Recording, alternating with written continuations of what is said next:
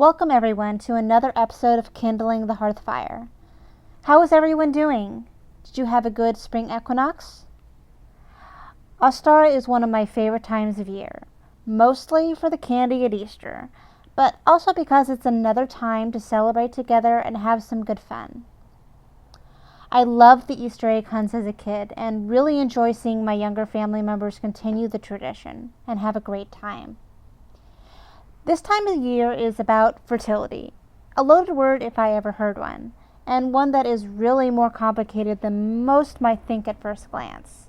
We talked last time about what the Celts did for Imbolc, but in general the Celtic people didn't really have such a grand show at the quarter days compared to the fire festivals on the main high days.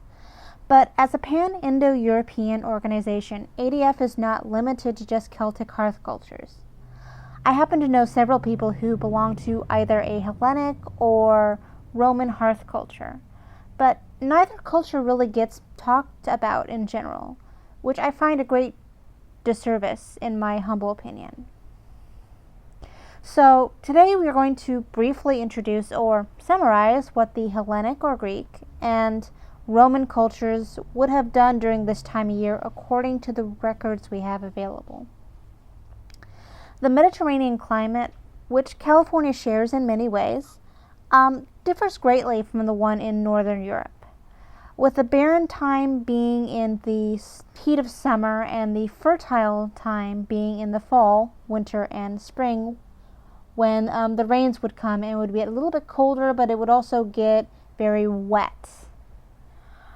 Festivals were often civic in ancient Greece and Rome.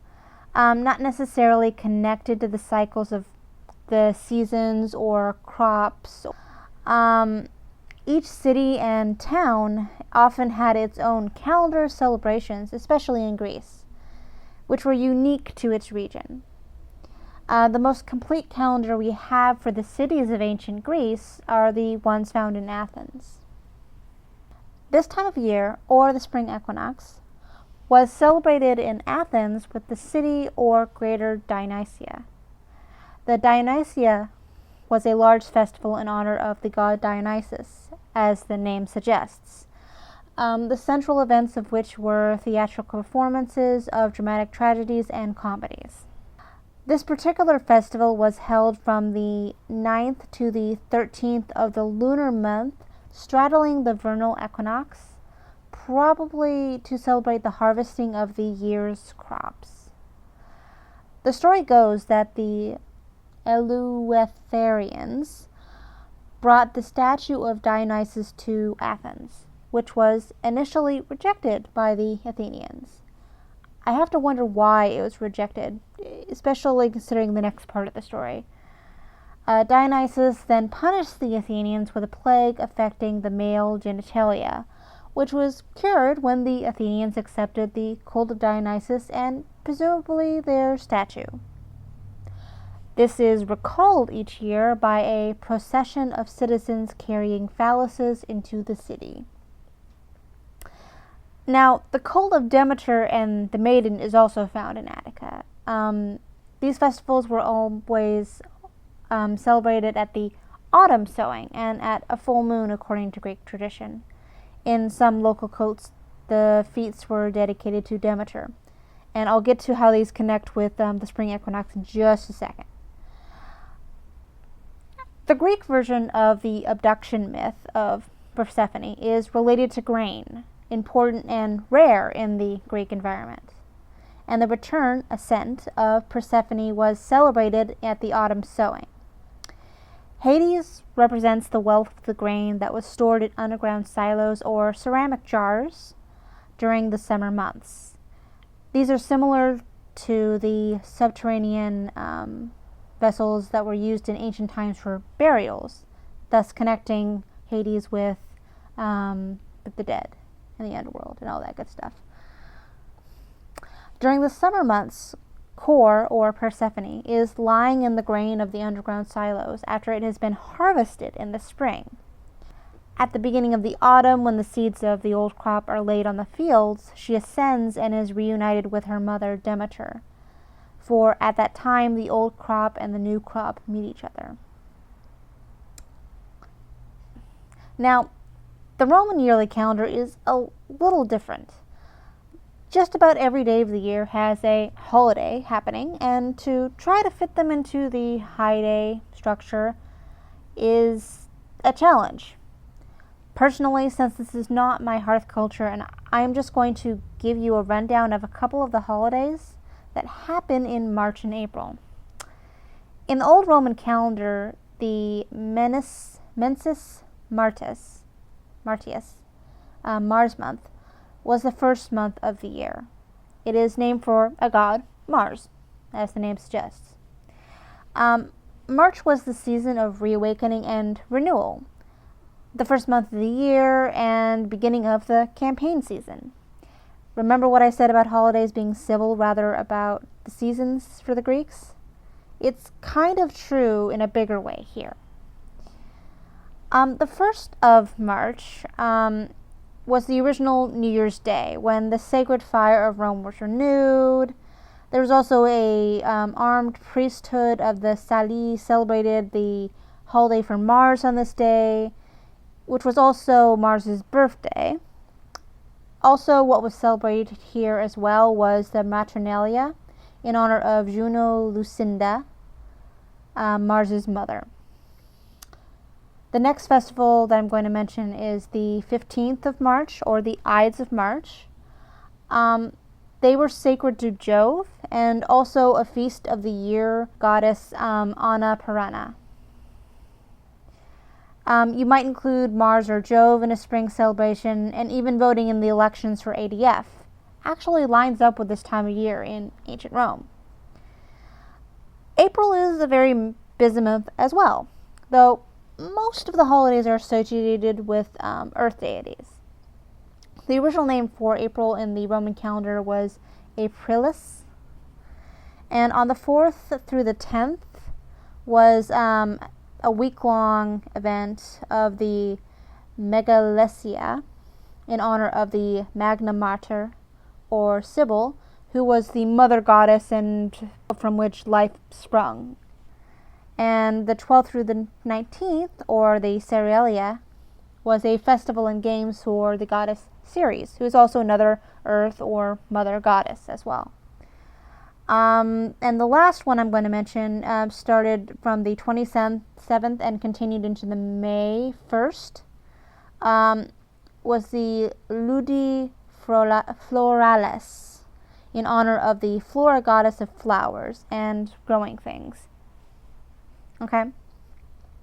Celebrating and thanking the many earth goddesses who are continuing their work during the spring months would be appropriate during the spring equinox, according to the Roman or even the Greek calendar.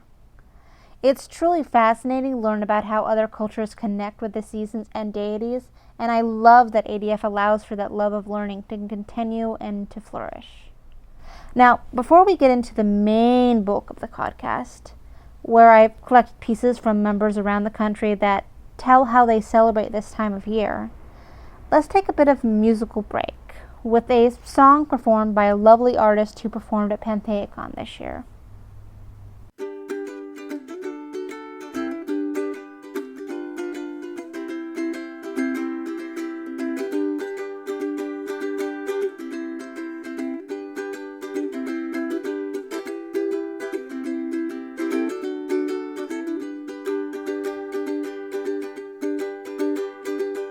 Counted up the death toll this New Year's, found that I was short a soul or two. Looking around, there was blood on the ground, and the vacant eyes showed not a trace of fear. I rode o'er the valleys and crossed the oceans wide, searching for the one that got away. But when I saw it was you, well, my heart burst in two. Didn't think that this would be your day. Oh, what you been doing? Oh, the folks back home. I hope that you know now that neither me or God will ever leave you alone. Don't call me a hopeless romantic. romantic. Don't think that I am anyone to judge. It's just that I believe in better days, although it's true that death can conquer love. I am the one that ferries souls to heaven. It's not a job for the weak at heart, but I'll carry on long after you are gone, and the loneliness will tear me apart. Oh, what you been doing? Oh, to the folks back home. I hope that you know now that neither me or God will ever leave you alone. I'm doing my time until my time comes. I'm doing my time till it comes. I'm doing my time till I see that light. I'm doing my time till it comes. Yes, I'm doing my time. I'm doing my time. I'm doing my time till it comes. I'm doing my time till I cross the line. I'm doing my time till it comes. Oh, what you been doing? Oh, to the folks back home. I hope that you know now that neither me or God will ever leave you alone.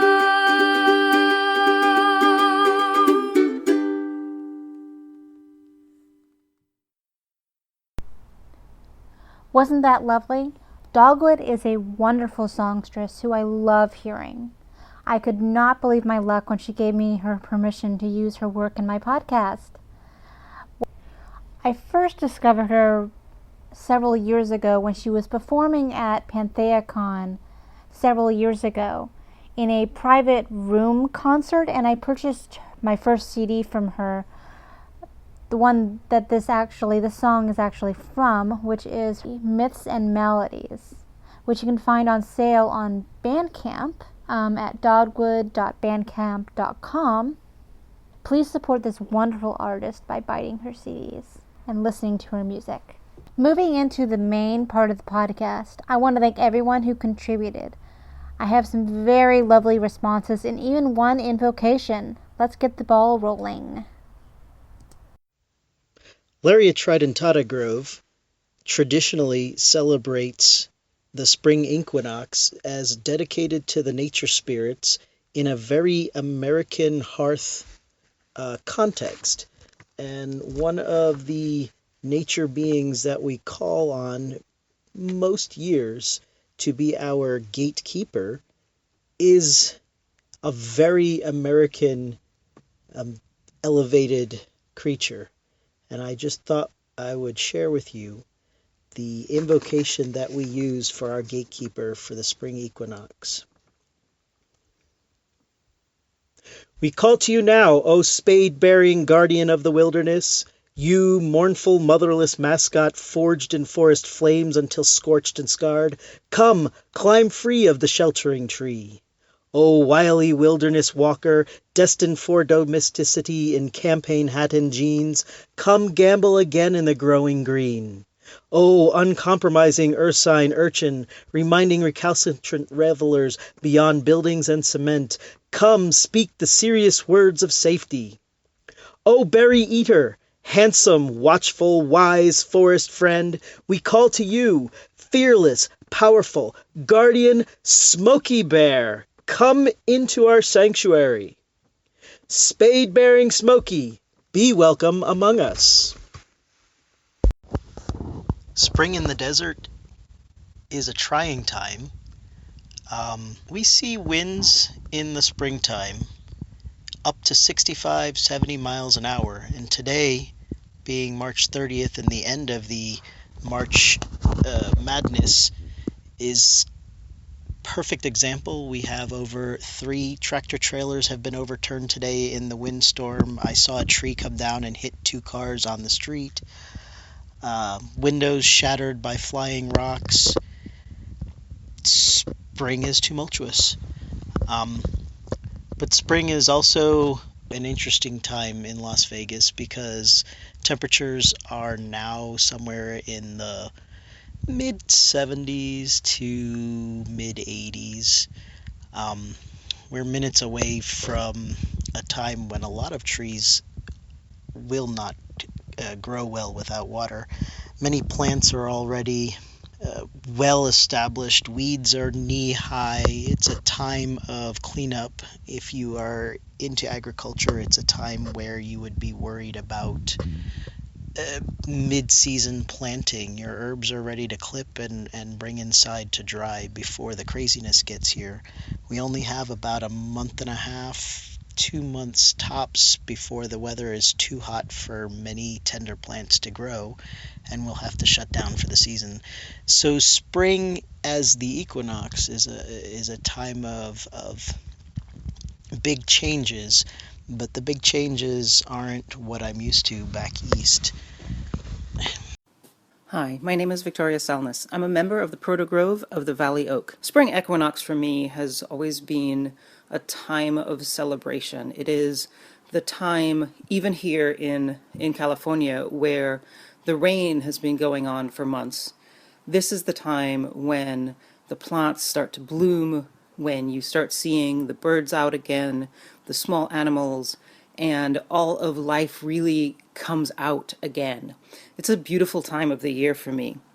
At this time of the spring equinox, we often will celebrate Ostara, a goddess who is sometimes said to be not a goddess. She was attested by the Venerable Bede to actually be the goddess that the month of April was named after. But that is the only place that she is mentioned, and so many folks say that she is not a goddess and aren't really sure what she is.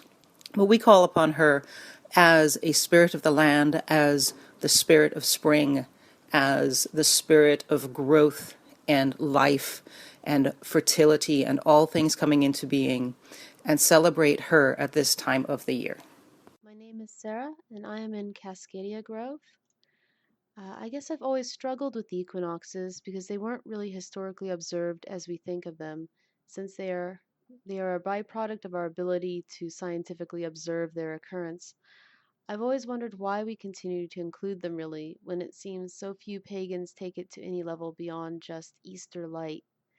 I suppose it may be really important to some druids and other pagans, so I don't want to slight that, but I'm just referring to my own personal experience. For me, I like to work with the concepts of balance and renewal at this time. It's obviously around this time that people start planting seeds, and this year I want to think about the seeds I want to plant that could have a larger impact beyond myself. There's so much stuff going on in the world right now that I've felt really overwhelmed, as I suspect others have. So I think I want to focus on a few specific things that I want to plant and see grow. So with that in mind, I'll be planting some basil with the magical intent of having it represent those key things I would like to see flourish and take root beyond myself, and with the practical intent of wanting some yummy pesto. I'll also be walking a labyrinth as a meditation.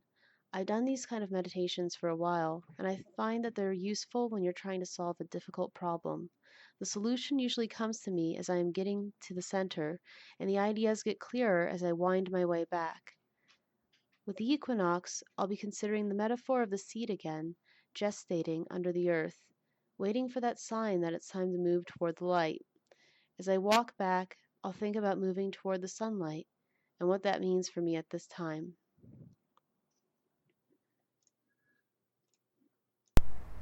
I always love hearing from people about what they have been up to. I also love to read to distraction, so the next segment is one of the favorites on the show. Last podcast, I had just picked up Dreamwork for the Initiate by Shauna Aura Knight, directly from the author at Pantheacon. I've read it cover to cover and decided that it belongs on my bookshelf and not in the bin The book isn't very long, and if you are looking for a detailed 101 of dream work, this is not the book for you. But I found many of its chapters to be luminary and insightful. The book is broken up into basic chapters that deal with many of the common problems and or confusions associated with dream work. It begins at the beginning with dream incubation and moves in a logical progression towards taking your dreams beyond your sleeping hours into the beginnings of trance work. It is a very generalized work, but chapters do contain signposts and link to places where there is more information that can be found. This was a very personally driven work. The language used and the composition of the book itself point towards a great font of personal knowledge in the subject of dreams. The only real complaints about the book was there was a very short bibliography and how the chapter titles were presented. I would overlook these minor qualms when looking at the amount of knowledge that I gained. It truly was a quick but useful read, and I will turn to it as a reference for many years to come. I was personally able to experience firsthand Shauna's abilities as a leader in ritual at Pantheacon. She led a ritual using principles she spoke about in another workshop concerning the place of song and voice in ritual. It was both a fantastic workshop and ritual. She has written several nonfiction books, including The Leader Within, Ritual Facilitation, and Spiritual Sense. She's also a columnist on ritual techniques for Circle magazine, a regular blogger for pagan activists, and her writing appears in the anthologies Stepping Into Ourselves, an anthology of writings on priestessing, Mantle of Stars, and Calling to Our Ancestors. Prolific fantasy artist. I saw a few of her works at Pantheacon and truly wished I could afford to splurge on just one piece. Where you can reach her online, she does have all these links listed on her website, but she has, and I'll list the links themselves in the show notes as well at the end, because there are a lot of them. She has a Twitter, a Pinterest, a leadership blog, a Facebook page for her leadership work, a fiction blog, a Facebook page for her fiction, an Amazon page, and also you can find her at Goodreads as well. She has a page there as well. Please support this wonderful artist by buying her books and her artwork. Next time we'll be reviewing The Healing Magic of the Trees by Sherilyn Hidalgo. Okay, so next up is the schedule, which is listing of some pagan events that ADF either has a presence at or has a place in running or puts it out themselves. The next festival that's coming up is actually one of our events. It's the Trillium Spring Gathering. By the time this podcast comes out, it'll actually have already started, because it started on April 13th and ends April 16th. It's over in Cross Junction, Virginia, and you can find out all that information at trilliumgatheringadf, all one word, .org. Okay, and the next event that's coming up is also one of our own. It's Wellspring. It starts on Thursday, May 25th, and goes until Monday, May 29th, and it is held at the Tridara Retreat Center in Madison, Ohio. And you can find more information and find the ability to register as well on their website at www.stonecreek.org/Wellspring. And once again, I'll be listing all the websites in the show notes. Okay. All right. Wrapping up, I would just like to first thank you all for your submissions. And I would especially like to thank Bonnie and Dogwood. Bonnie, who you heard in the intro with Fire Burn Bright, and Dogwood with Ballad of the Psychopomp from her album Myths and Maladies. We're getting ready to put the Beltaine podcast together here at Kindling the Hearthfire, and if you have any ideas, celebrations, poems, songs, invocations, rituals that you'd like to hear included in this podcast, please forward them to kindlingthehearthfire@gmail.com. or find us on Facebook as well. Deadline for submissions for the next podcast is Friday, May 5th. I also would like to see pictures of your Beltaine celebrations. Either post them to the Facebook group or post them on Instagram with the hashtag KTHBeltaine. And that's all one word. And once again, I'll be posting all of these text things so you can find them in the show notes, just in case you missed them or you can't understand a word I'm saying. Just saying. Thank you again to all those contributed, and thank you all for listening. Thank you again to all who contributed, and thank you all for listening. Tune in Saturday, May 13th, for another episode of Kindling the Hearthfire, where we will be talking about Beltaine and May Day. We will also be having a couple special guests for a new segment of the show. We will be discussing the 80 virtue of hospitality and how it comes to play in their own lives and daily practice. Be sure to tune in. Be well, and may you continue to pray with a good fire.